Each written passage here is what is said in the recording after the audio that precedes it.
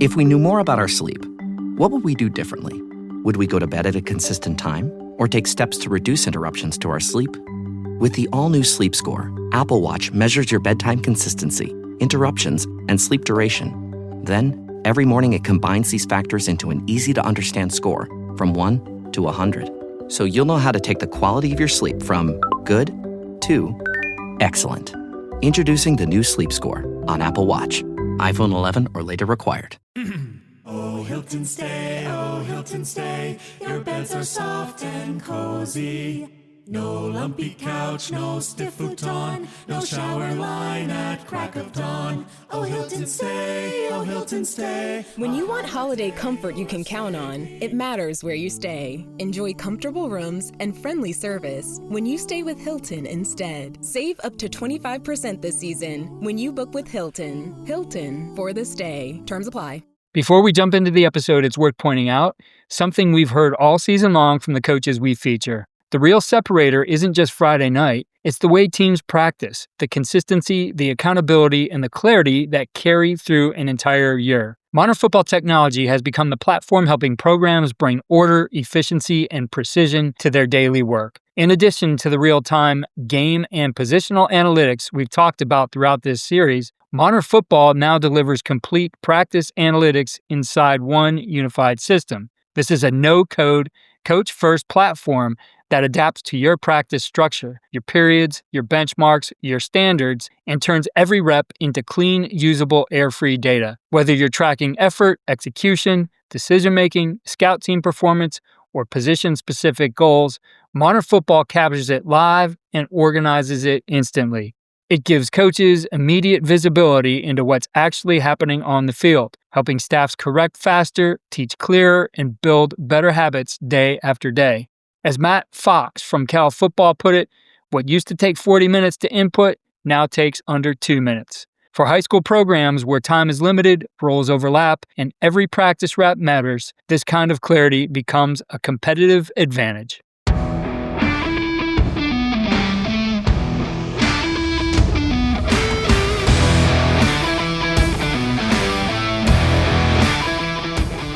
We really challenged our guys just to be tougher. It's a lot of football still is just toughness, like the physicality aspect of it is such an important piece still. And so we challenged them that way, just trying to be tougher than the other team. And we felt like that was a big piece going into that game.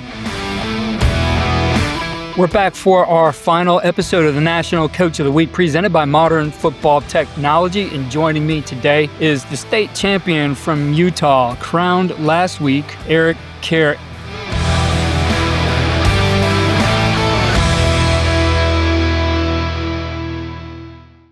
Eric, great to have you back on the podcast. Yeah, thanks for having me. Love coming on. You always do a great job with high school guys and giving us a chance to get a little recognition, but then also talk about some things. And I think it's an opportunity for us to learn too. I've listened to some of your other ones too, so been able to pick up a few things.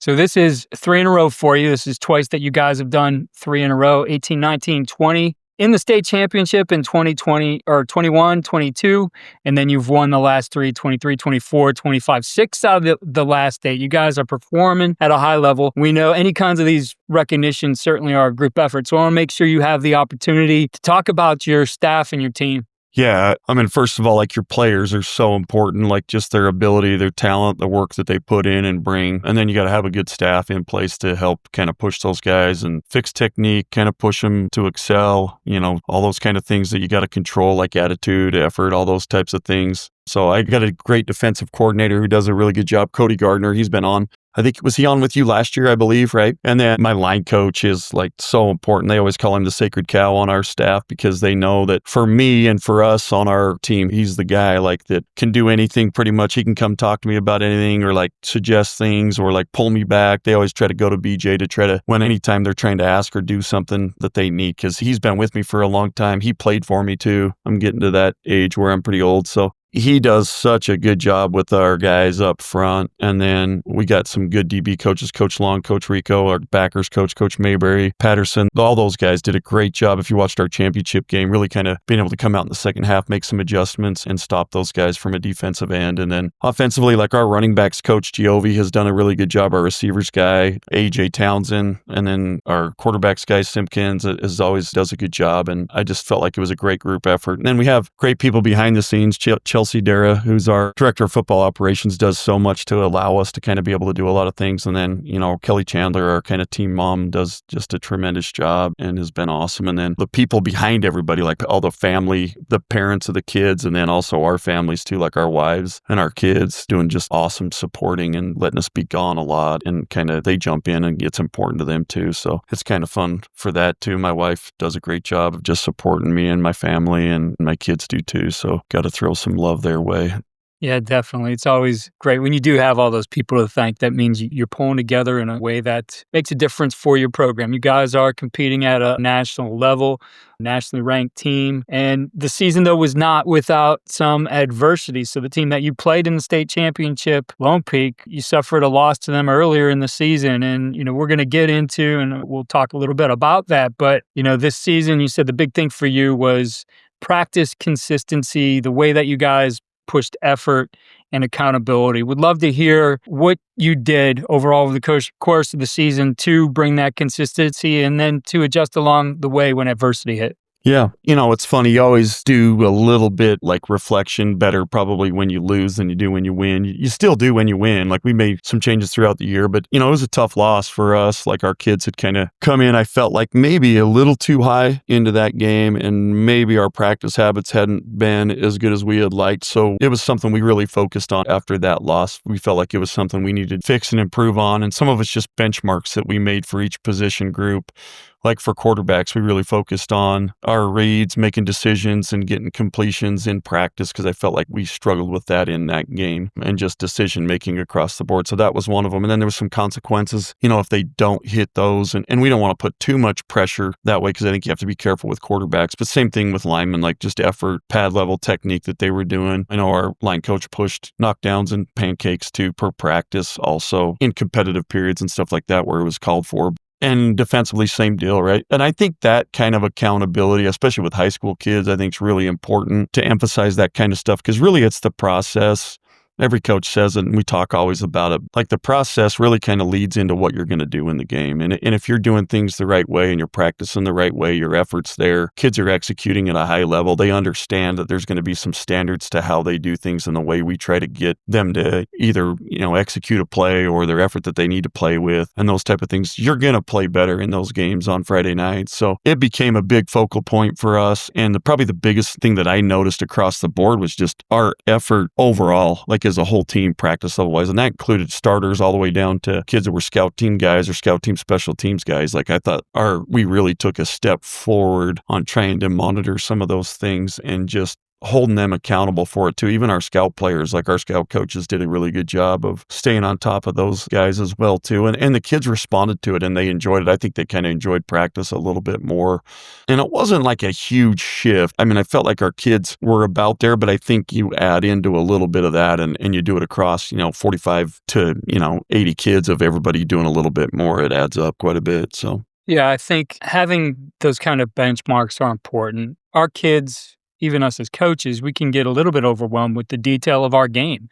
There's a lot of things we want our kids to do right. And I think when you boil it down to a few things for each position, that these are the standards, these are the benchmarks we're looking at every single day. One, it becomes measurable now, right? What gets measured gets managed, and you're able to put some quality control behind it. It's something, a shout out to a coach I work with named Pete Peterson at BW. We were struggling in not getting a look we wanted from our scout team, but also because we weren't getting that look, we felt like our players, our starters, there was only so much they could do to level up. So we started to set standards like, okay, we're going to make it tougher. So as an example, like in pass pro, nobody within an arm's length of the court, we're not going to tackle the quarterback, but no one within an arm's length of him when he's releasing the ball, stuff like that, certain standards for the run game, etc. And when we finally did that, our performance in practice improved. Our scout team didn't necessarily improve. We kept working on them. I think it's good to have standards for them, but just those control controllables. It gives something for the players to focus on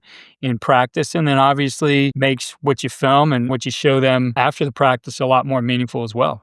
Yeah, I think that they got to have targets. I think they need things to like focus on that can kind of just get a little bit more out of them. And I feel like we've done that, like I talked about, like decently well, but I just think we needed an extra little kick into that. And it did take like more on our end within practice. Like we had to do a lot of things just record keeping wise to try to track and chart all that stuff. And we tried to do a lot of it on the fly, which can be a little bit tough. You have a lot of stuff going on. Practices were like, my brain sometimes got fried by the end of it, but it's like just part of like what you want to try to do and try to help them keep that standard high. Like you talked about, like just being within arm's length, like you got to up something. Like I got to have something to push you, to measure you with daily that's going to make you better. Like in receivers, like our receivers coach charts, drops, 50-50 catches, all that kind of stuff in a practice. So like those kids can see that feedback, things they need to work on. And we want to try to, win a majority of those 50-50 balls.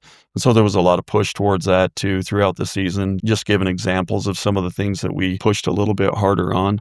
We were lucky, like you were talking about your scout team struggling. Like this was probably in my 22 years of coaching, our best defensive scout I've ever had. They were amazing. They did a great job. They gave a ton of effort. And a lot of it was because I had two good coaches back there that were on them all the time and pushing them, and they got hyped. Their effort was awesome. We loved it. Sometimes we would have like our one scout each other, and we would give like our guys crap, our defensive guys crap, because I was like, we're getting a better look from the scout crew just because they got into it more. Where our starting ones, 1D, like, they're like, oh crap, we got to run their stuff now. It's not like as important to them. Some guys it was, but our scout D was locked in this year. It's nice when you have that, just like you were talking about. It does affect, I think, your offense, or vice versa. Your defense can be affected by a poor scout offense. I felt like sometimes maybe our scout O was as good as I would have liked to have been for our D, but yeah, you mentioned that there was an accountability component to that. What did the accountability look like for you guys in practice?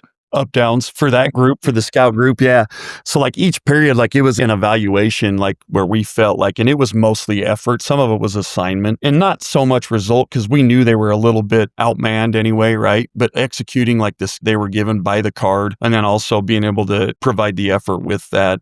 And I had two coaches back there watching that pretty closely. And it wasn't a crazy ton amount, but it was just a little enough to where when they didn't have them, they liked it. And when they did, it just kind of refocused them again. So it was just enough. It wasn't anything crazy. Quarterbacks, we would do some good things like for them, like if they didn't hit completion percentage stuff, or like maybe we threw a couple picks or we made a bad read, we would do either like 15 or 60-yard shuttles, or we would do pro agility stuff, just stuff like that to help them also work on their agility and their speed, quickness, just change of direction stuff that they could utilize in the game. Because sometimes I don't know that they get enough of that stuff. Receivers, a lot of times we run those guys so much. A lot of times we just send them over there. They do fingertip push-ups or do some like ab work and different things like that, because we run those guys to death as it is anyway in practice, try to take a little off their legs. But just enough to kind of get them to recognize, I think, even helps. I don't think you have to do anything too crazy like, a Green Bay or 300-yard shuttles or anything like that. I think that's a little excessive. I think especially if they're practicing hard and practicing the right way, but just enough to draw attention to it to keep them accountable. Yeah. It sounds like we got to get you hooked up with our presenting sponsor of this, Modern Football Technology. They have a practice analytics platform, which I think would simplify it. They call it a no-code platform, meaning how do you want to see your data? What do you want to chart? That instead of probably you guys are writing down, we got to calculate. Oh, yeah. Tap it on there, and it's giving you that instant flow that hey, right now you guys are heading for up downs. You should see my scripts by the time I'm done with practice. Like I got crap written all over them, and it's not like, it looks like chaos. So something like that would be probably really effective for us. Yeah, we'll put a link to that for our listeners and get you connected with those guys.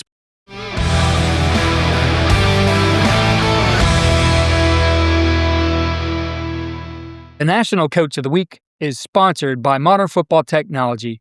And if you're a high school coach, listen up. Every coach knows practice wins games.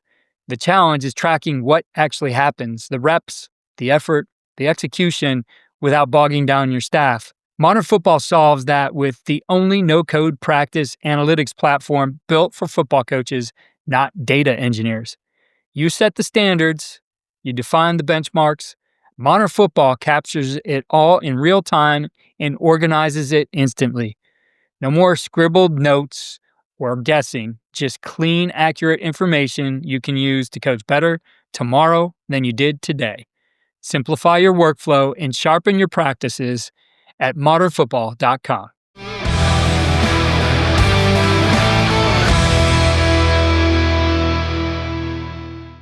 As I mentioned, you faced Lone Peak during the season. It was a time for, as you said, some reflection there. What things do you feel like from that first loss all the way to playing them again in the state championship? What are the things you saw that really made a difference to turn those things around for you and get crowned state champion again here in 2025? I think probably the number one thing, it's going to sound like pretty just general, I think, but we really challenged our guys just to be tougher. Like, it's a lot of football still is just toughness. Like, the physicality aspect of it is such an important piece still. Like, it's still like as much spread, as many receivers you put out there, that's still like the key factor in what we're trying to do. And I think what wins football games. And so we challenged them that way. And I have some coaches that really push that hard too. Coach Long did a good job of that, pushing that all year, just trying to be tougher than the other team. And we felt like that was a big piece going into that game. We wanted to challenge them in our run game. And we felt like vice versa. They were going to challenge us with their run game. They have a really big back that was really good, and then a physical offensive line. So we felt like that was going to be a critical piece in the way we practiced and the toughness that they brought, our weight room habits that we kept throughout the year that we always do. Really, we felt like gave us an advantage going into that game if we could follow that and really challenge our guys, on that toughness side, which is hard to get out of them, right? Like, you can't scheme toughness. You can't do any of that part of it. They just have to be able to bring that piece, and they did. Our kids, to their credit, did a great job of bringing that piece to it and just getting after it physically in that game. And I think that really showed in the second half. We were able to run the ball really effectively and then stop them in the run game, which I still think is a huge factor with football. As much as it's evolved and changed, those two things are going to be tremendous pieces to being able to play winning football along with controlling turnovers. So, Coach, you guys really now, with the success you've been having, really are becoming a national program. You've played some games against big teams. You have a bowl game coming up. You're going to play the team is number 3 in the country right now, St. Francis Academy. I think obviously they're at a level of competition that maybe wasn't there years and years ago, being able to play these kinds of games. How have you seen those standards, though, really the way you guys, typically are in the national rankings, raise the standard of the program over the years? Yeah, I mean, I think it started probably, when we first came here, there was a big shift, I think, just from a work ethic standpoint, weight room wise, which is where our foundation is, right? And our strength and conditioning stuff, our speed training, agility training stuff. And then it's grown since then. And we've had, some of my teams, I think, really that were ranked nationally, but also could have competed on a higher national scale that went undefeated.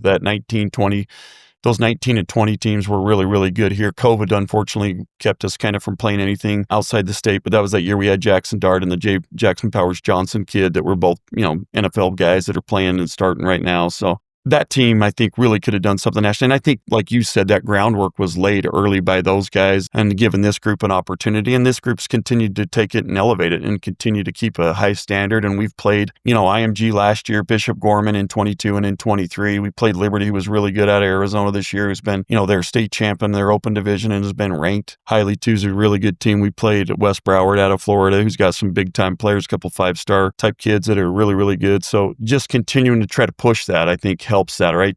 You set a standard for kids, you're going to try to reach that and meet that, and you're going to continue to coach, I think, the same way. I don't think that part changes, but I think for kids to have some type of goal that's maybe higher than what they would maybe be used to or comfortable with really helps push them to another level, which hopefully, again, getting this opportunity to play St. Francis, and this opportunity is, a big one for us, and we want to take advantage of it as much as we can. Obviously, for you guys, you want to win the state championship. Now you have one game after the state championship. How have your kids responded to that? I'm sure they're excited with what they just did. And, is this just icing on the cake? It was interesting, honestly. Like, I kind of should have, as a head coach, let them enjoy that a little bit first before we kind of threw that on. It was kind of a surprise to us too, and it happened pretty quick after. But, it's the kids responded the right way. I think they just needed a little bit of time and are ready to go and really excited about the opportunity. And again, like you said, like, state was our number one priority, right? That was like our biggest thing going into the year that we wanted to make sure we take care of. So just getting this opportunity, and against a highly ranked powerhouse team, I think a lot of the more of the pressure should be on them. And, we get to show up in that game and just do our thing and go play with our hair on fire and see what happens. Tell us, when can we see that game and where's that game being played? It's December 10th on ESPN. It's in that new Under Armour facility that they just built, that high school football facility that's awesome. And we're an Under Armour school, and I know they are too, so we're, both pretty excited about that. And I think it's at 7 p.m. Eastern time, so on ESPN2. We'll make sure we remind our audience of that game and get a chance to see you guys do your thing. I appreciate you taking the time with us here. It was great to see you back again, and congratulations on another state championship. Yeah, appreciate you. Thanks, Keith. Thanks for having us on. Love what you do and really appreciate it. Everything you do for high school sports and coaches.